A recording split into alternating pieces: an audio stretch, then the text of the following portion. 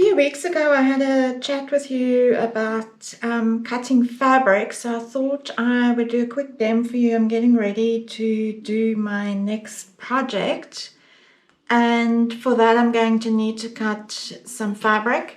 This is all fat quarters from a Mafu.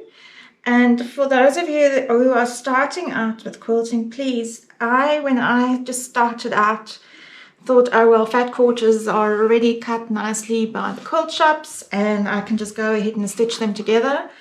Don't, rather cut them straight, and just make sure that you have got your straight edges and your project will turn out much more beautifully.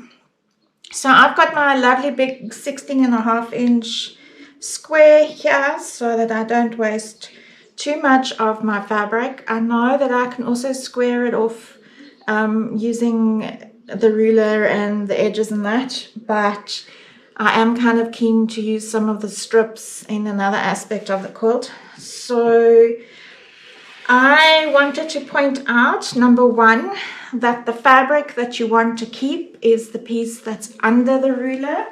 So when you are cutting the fabric under the ruler is the one that you've measured and you're keeping. So that's my first one. Let me see how good the others are.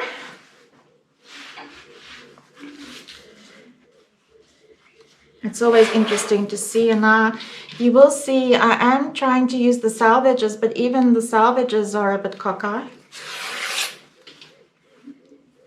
And I can see this one is not 100% straight down here. That side's not too bad. So this guy, and you can see I'm not really using the lines on my cutting mat. I'm using my ruler for this. So I am going to cut this one in a few places. So let me just draw the move up. I know that's going to affect my strip width that I'm wanting to keep. Also, if you've got a nice big rotating cutting mat, it would be much easier. But my rotating mat isn't big enough to cope with this size ruler. Also notice how I am holding my ruler. I'm putting pressure down as much as I can. And now this is going to be a little bit weird. So I'm going to turn the fabric. This is why I suggested using a rotating mat, but I can still use my lines lining up because my ruler is perfectly square, and I can tidy up this edge. Now, if you've got a long ruler, I never suggest that you hold it here and you cut all the way up. You want to hold your ruler the same as when you're quilting with rulers. You want to maintain control, so you want to keep the pressure on the ruler.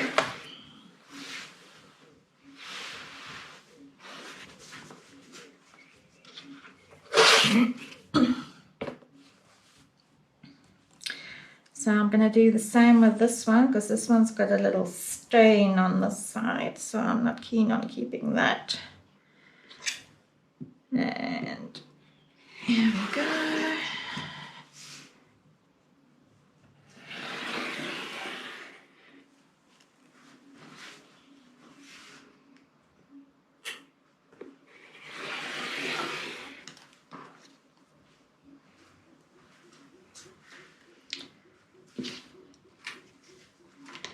And again, I'm going to give it a turn.